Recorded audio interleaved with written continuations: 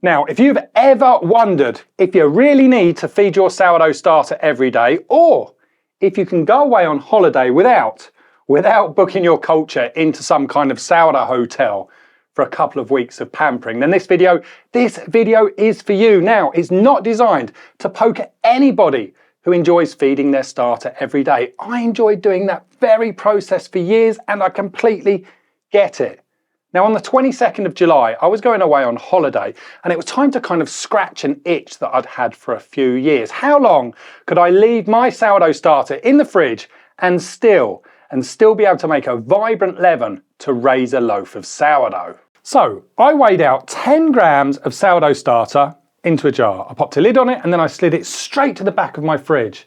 And then on the 11th of September at 6 o'clock in the afternoon, I pulled that rather withered looking starter out of the fridge. Now, no matter what it looked like, I fed it with 50 grams of fridge cold water and 50 grams of strong bread flour. Now, it did take a bit of beating to get that kind of crusty starter mixed properly through the leaven. Now, to streamline my baking, I make my leaven during the day while I'm doing all of my other baking bits, and then I slide it in the fridge until the evening. Now, this particular leaven, I took it out of the fridge at 11 p.m. and I left it at 25 degrees to ferment overnight. So hopefully, fingers crossed, it was ready for our monthly live stream. And sure enough, it didn't disappoint.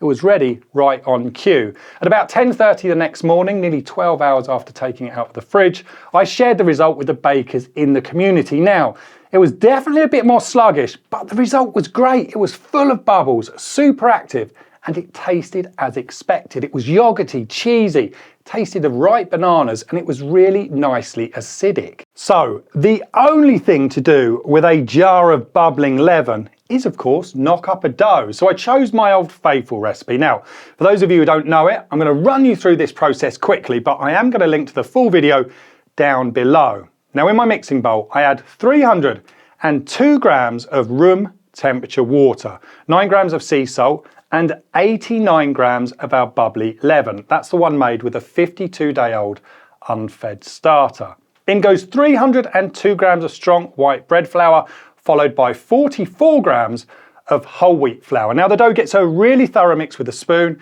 until it becomes stiff, and then I wet my hand and I finish bringing that dough together so that it's all kind of rough. The dough gets covered and it's left for 30 minutes to chill.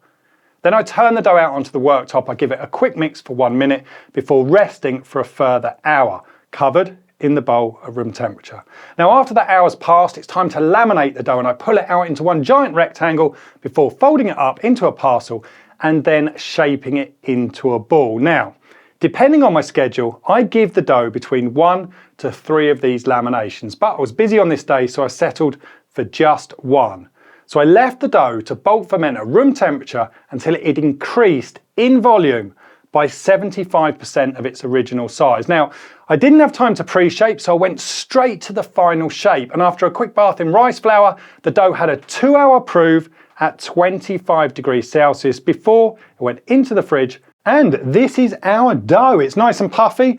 There's no doubt that it's fermented really well. It sits up nicely on the peel without kind of spreading out. And judging by the signals, that bulk fermentation and the prove were in the sweet zone. Now, my baking stone and my oven have been preheated to 220 degrees Celsius.